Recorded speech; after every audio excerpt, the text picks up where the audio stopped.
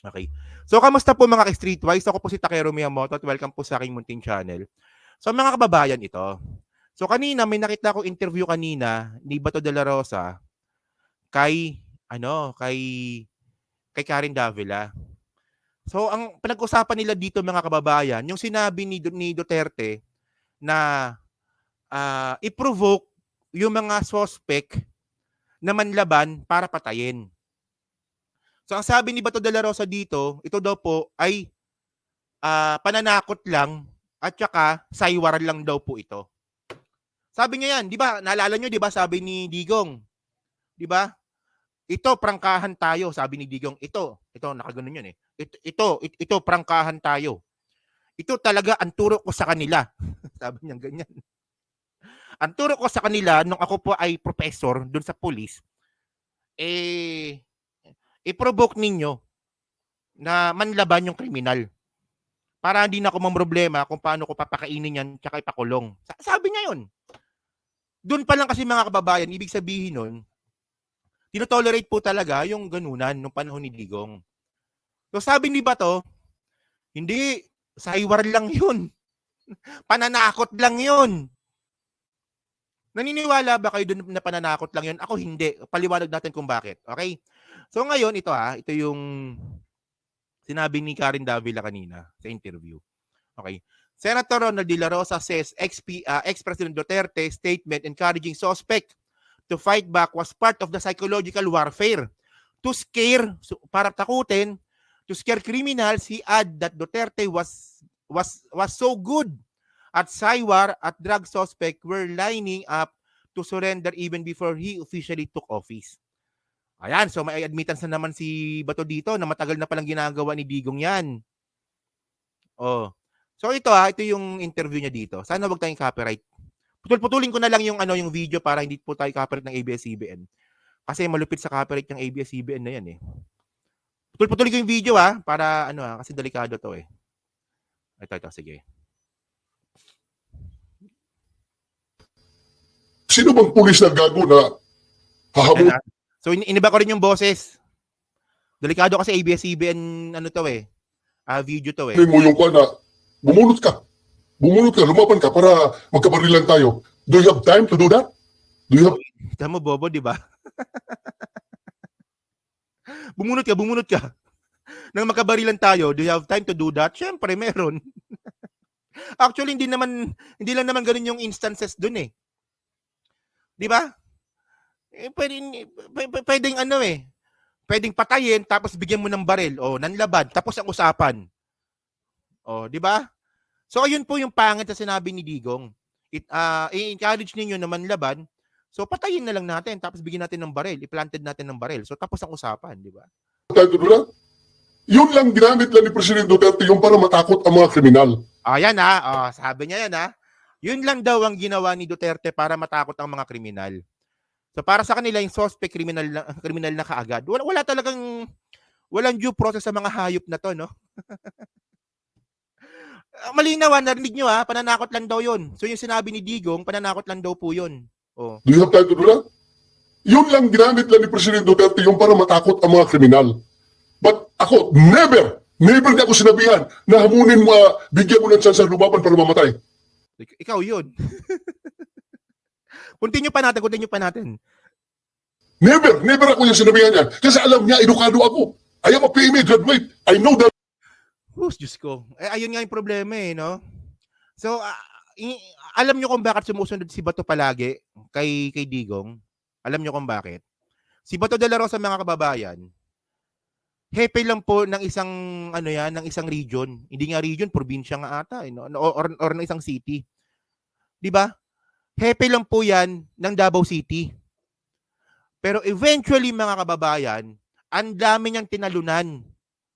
Ang dami niyang tinalunan na ranggo para maging chief PNP. So, aso talaga ni Digong ito. Aso po siya ni Duterte. Ikaw ba naman? Ano ka lang? Regional chief ka lang or municipal chief. Hepe ka lang ng Davao City. Hindi ka dumaan sa regional chief. Ewan ko kung dumaan siya, no? Hindi, di ba? biglang naging PNP chief ka? So, ibig sabihin nun, malaki utang na loob mo kay Digong. Di ba? Malaki utang na loob mo kay Digong. Kaya ganyan ka. Senador ka ni Duterte, hindi ka senador ng Pilipinas. O tapos naging senador pa. Tignan nyo from hepe ng Davao City, naging hepe ng PNP, biglang senador. So malaki talaga utang na loob mo. Sinasabi mo yan eh. Hindi mo naman tinatanggi yan eh. Sinasabi mo yan eh. O kaya nga, naging aso ka nga ni Digong. Kahit anong sabihin ni Digong, susunod ka kasi nga aso ka. O aso ka na nga, kahit sabihin ni Digong na magtunog kambing ka, gumanong ka, gagawin mo yan. Ganun ka kaaso. O.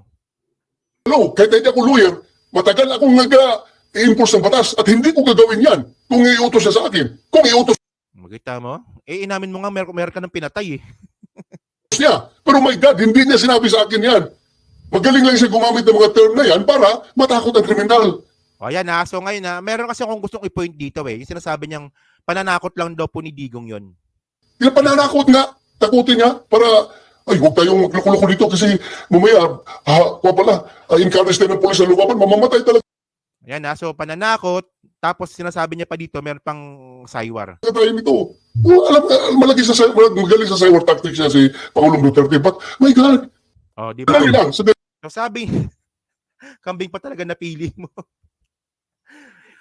si Bato yun Kung gusto niyo makakita ng aso na nagtutunog kambing, si Bato. So ngayon, ang sabi ngayon ni Bato de la Rosa, yung sinabi daw po ni Digong, saywar daw po yun at pananakot.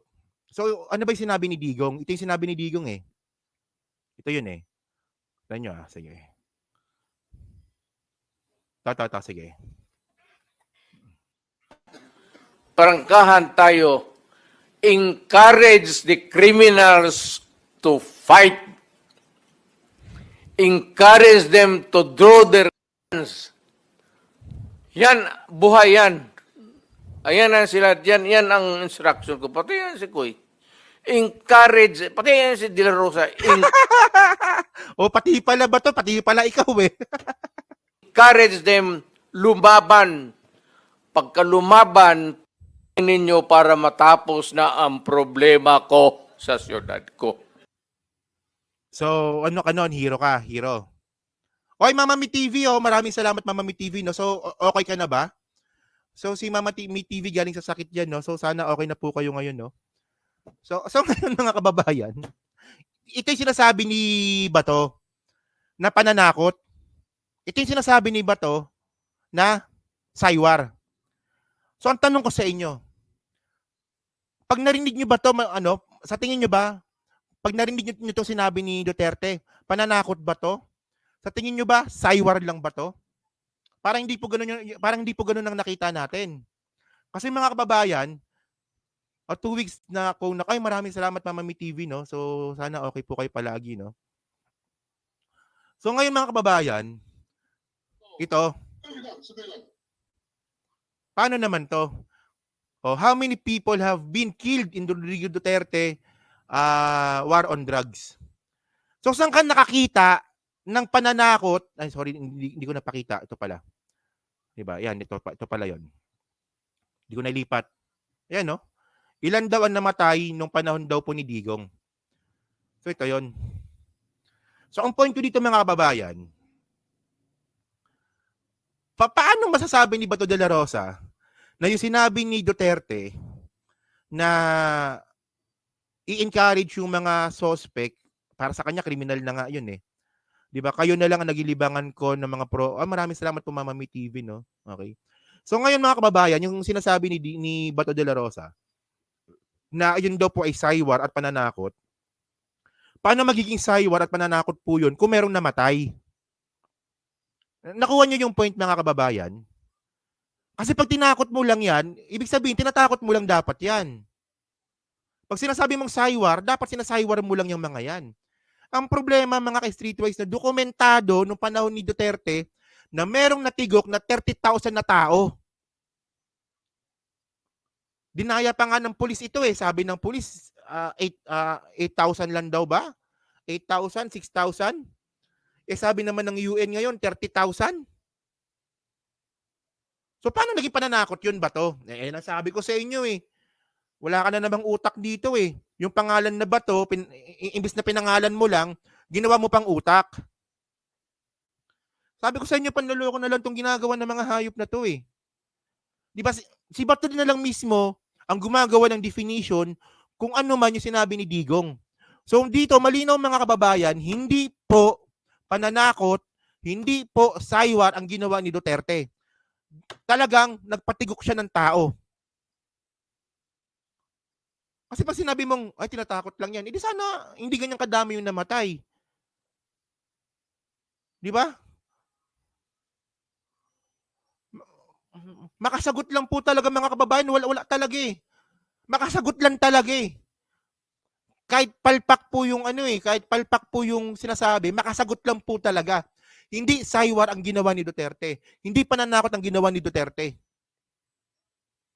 Tingnan nyo to kung gaano kadami to. Oh. So, base sa ICC, di ba? Base sa ICC, 12,000 to 30,000. Sabi ng ICC. So sa UN of High Commissioner of Human Rights, 8,000. Armed conflict, 7,000. So iba-iba yung nila. ABS-CBN, 6,000. Oh, di ba? Iba-iba. Pero mga kababayan, sabi nga po ni Benny Abante, one is enough. Tapos 30,000, ibig sabihin nun, ano na yun? Killing spree. Killing spree na yun. Ay, Diyos ko, ewan ko. So ngayon, tinan nyo to. Okay.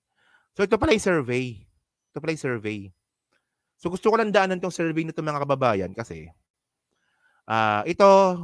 this is from Tangere. Sa Tangere. Ito kailan to? Nung October, 2 weeks ago. So sa Tangere mga kababayan, wala na po si Bato. Wala na si Bato po sa Tangere. Number Number 17 na lang, ang layo niya na oh. Amy Marcos, number 18.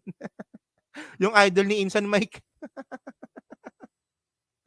Si Insan Mike, idol na idol si Amy Marcos.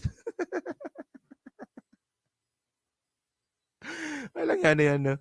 O yan, no? So wala na to. Tapos sa Publicus, yung survey mismo ng mga Duterte, si De La Rosa number 12 na lang. Ito survey ng mga Duterte to Publicus Asia. Tama ba? Publicus, no? Publicus kay Tikia yun, di ba? Oh. So wala na to mga kababayan. Talo na to. Pag ganyan na bumababa yung numbers mo sa survey, talo na to, wala na to. So ang problema na lang natin dito, ang problema na lang natin dito si Bongo na lang.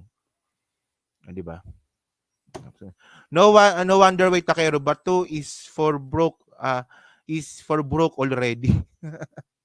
Out of topic lang po, some part of here in Spain, binabaha po, paalala sa mga DD sheet. Baka sisihin nyo na naman si PBBM. Actually, hindi ko sinasakayin yung baha-baha na yan. Parang napakabobo sagutin. Actually kasi parang ang bobo ng criticism, so parang mas bobo pa sagutin. Parang ganoon ang nakikita ko eh. Di ba yung tungkol sa baha, ang bobo ng criticism, so pag sinagot ko pa, parang mas bobo ako lalo. Alam ko ng bobo tapos sasagutin ko pa. Ayun. So ngayon, si Bongo na lang ang problema natin. Wala makapasok dito. Si Bongo na lang. Oy, Kuya Inaro, maraming salamat, no? Maraming salamat. Okay yung topic mo kay Father Flavi. At totoo 'yun. O, di ba? Ay, gusto ko makilala 'yon, Kuya Inaro, si Father Flavi. Kung kilala mo si Father Flavi, baka pwedeng makapag-connect sa kanya. Parang actually mga kababayan, no, yung kay Father Flavi, parang ito yung organization na magandang tulungan. May own opinion para sa akin Kasi yung organization po ni Father Flavi, siya po yung tumutulong sa mga biktima po ng EGK ni dating Pangulong Duterte. So, yung example lang kasi mga kababayan, yung parang example lang dito mga kababayan, namatayan na padre di pamilya. So, wala nang breadwinner. So, itong ginawang organization ni Father Flavi, binabalik niya po sa komunidad itong mga nawalan ng breadwinner. 'Di ba? Binibigyan niya ng pag-asa na ituloy niyo ninyo yung buhay ninyo kahit gano'n yung nangyari sa inyo. So, matindi yun, matindi yun. Oo. Kaya maganda, maganda. Oo. Oh. Hawak niya ang survivor ng EGK. Yan, totoo yan, di ba? Okay. So yan, no? So yan po yung topic natin. No? So may isa pa tayo. No? So dyan po sa Team Replay, no nga po masabi nyo nga po dito sa palusot ni Bato. Kasi para ba sa inyo ba kabobohan tong sinabi ni Bato? Kasi sabi ni Bato, saywar lang daw po yun. Saywar lang daw po at pananakot lang daw po yung ginawa ni Tatay Digong niya. Na which is hindi kasi marami nga pong namatay. Di ba? So, the fear of the Lord is the beginning of wisdom. Yan. Totoo yan. So, ito, may next topic pa tayo dito. Actually, last na lang to. 3 topic lang naman tayo eh.